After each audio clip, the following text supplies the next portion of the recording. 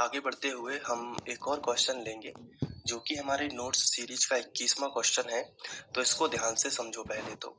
इसमें क्या लिखा है कि निम्नलिखित लवण के रासायनिक सूत्र लिखिए, लेकिन निम्नलिखित लवण मैंने नहीं लिखे हैं क्योंकि मैं रैंडमली यहाँ पे जो है कम से कम यहाँ पे 8 से 10 लवण लिखूंगा और उसके जो रासायनिक सूत्र रहेंगे वो भी हम लोग यहाँ पे लिखेंगे ताकि हमारा बेसिक नॉलेज भी क्लियर हो। साथ में यहाँ पे अगर क्वेश्चन में आपके क्वेश्चन पेपर में कहीं पर भी सूत्र वगैरह पूछ लिए जाते हैं तो उसके लिए भी आप अलर्ट रहें, आप रेडी रहें और आपके नोट्स में ये होना ही चाहिए। तो चलिए सबसे पहले हम बात करेंगे कि पोटेशियम सल्फेट का रासायनिक सूत्र क्या है। तो इसके लिए हमें ध्यान रखना है कि सल्फेट होता है SO4 और पोटेशियम होता है K।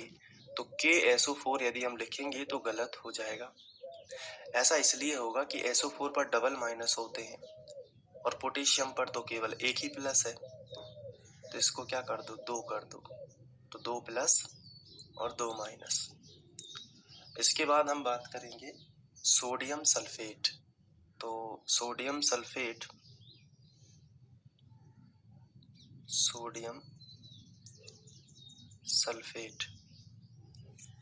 सोडियम सल्फेट का सूत्र क्या होगा। सल्फेट SO4 होता है, सोडियम पर फिर से प्लस होता है, एक ही प्लस होता है तो दो प्लस बनाना पड़ेगा।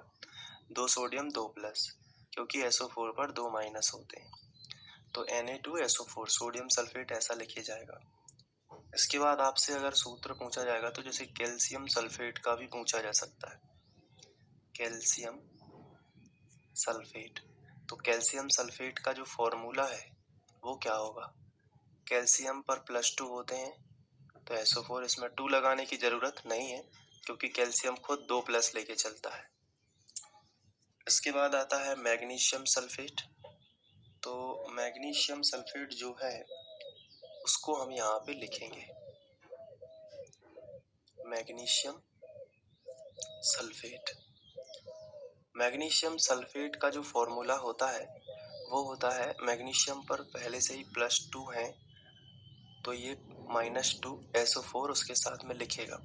मतलब ये है कि पोटेशियम सोडियम ये जो है दोनों, इन पर क्या है, +1 है, जबकि SO4 पर क्या है, 2 माइनस है। तो अगर SO4 इनके साथ आएगा तो इनमें 2 का गुणा होगा ऐसे, ठीक है। 2 का मतलब 2 बार लेना पड़ेगा, गुणा तो नहीं बोल सकते क्योंकि गुणा होगा तो SO4 भी 4 गुना 2 का 4 हो जाएगा।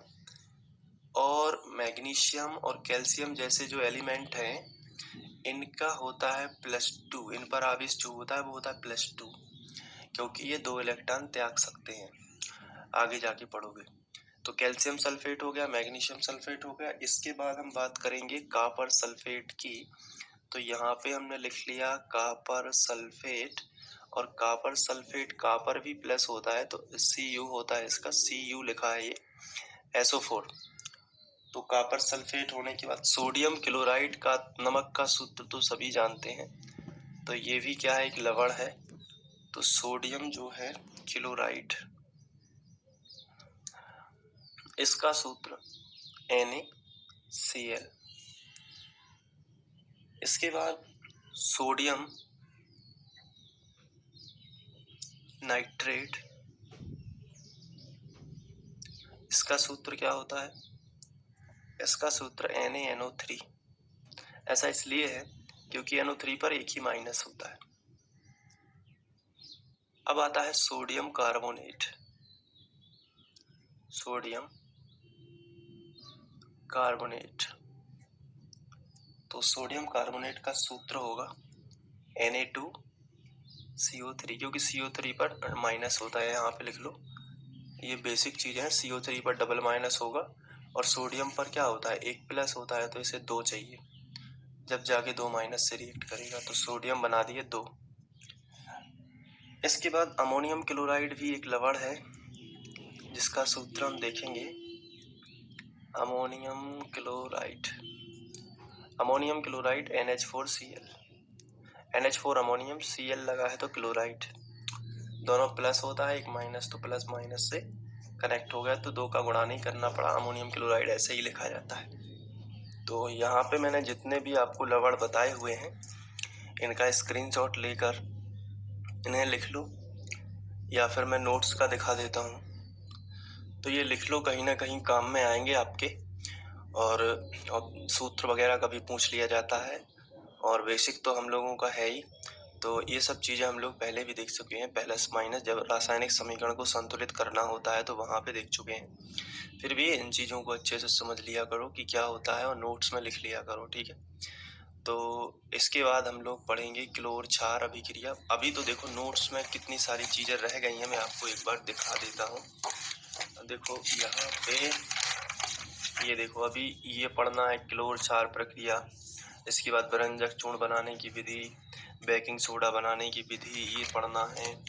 इसके बाद धावन सोडा बनाने की विधि, प्लास्टर ऑफ पेरिस के सूत्र, उपयोग प्लास्टर ऑफ पेरिस को आद्ररोधी बर्तन में क्यों रखते हैं।